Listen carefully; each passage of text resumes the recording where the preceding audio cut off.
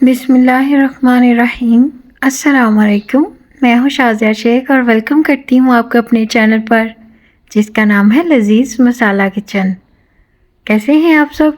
उम्मीद करती हूँ कि आप सब खैरियत से होंगे और मेरी दुआ है कि अल्लाह ताला आप सबको शाद आबाद रखे और अपने हिफ्ज़ अमान में रखे। तो शुरू करते हैं आज की रेसिपी। यहाँ पर जी हमने सारी चीज़ें एक साथ रखी हैं और आज हम बना रहे हैं मिक्स वेजिटेबल्स के कबाब। आपने वीडियो को पूरा वॉच करना है बिना स्किप किए, तो वीडियो के एंड तक मेरा साथ दीजिएगा। तो चलें शुरू करते हैं। तो सबसे पहले हमने एक पैन लिया और इसमें हमने जी 1 टेबलस्पून घी डाल दिया और इसको गरम कर लिया। और अब जी 3 से 4 लहसुन के जवे जिनको मैंने बारीक चॉप कर लिया, तो इनको फ्राई करेंगे 3 मिनट के लिए। और इसके साथ ही थोड़ी सी हरी प्याज है, इसको भी फ्राई करेंगे। तो आपने इनको 2 से 3 मिनट के लिए फ्राई करना है। और अब इसमें मटर शामिल कर देंगे।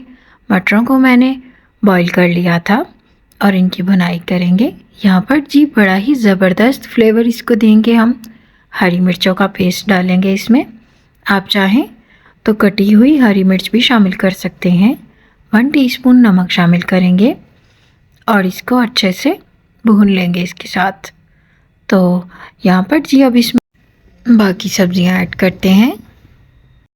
1 प्याली गाजर और 1 प्याली ही शिमला मिर्च बारीक कटिंग की हुई और 1 प्याली बंद गोभी, इसको भी बारीक कटिंग कर लिया है। और आपने सब्जियों की कटिंग बिल्कुल इसी तरह से करनी है।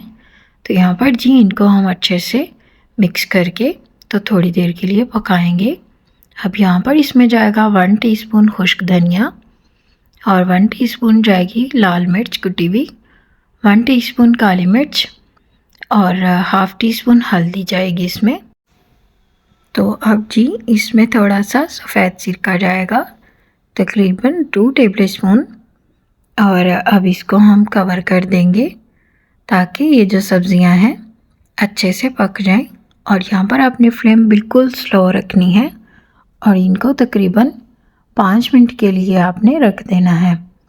तो माशाल्लाह से ये अच्छे से कुक हो गई हैं। अब इनको एक प्लेट में निकाल लिया और इनको हम ठंडा करने के लिए रख देंगे।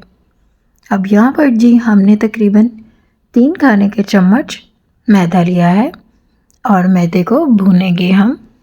अच्छे से इसकी भुनाई करेंगे कि इसका जो कच्चापन है वो ख़त्म हो जाए। और आपने इसकी भुनाई करनी है मीडियम फ्लेम पर। तो यहाँ पर इसमें मैं कॉर्नफ्लावर शामिल कर रही हूँ 2 खाने के चम्मच और इनको अच्छे से मिक्स करेंगे और इनकी भुनाई करेंगे।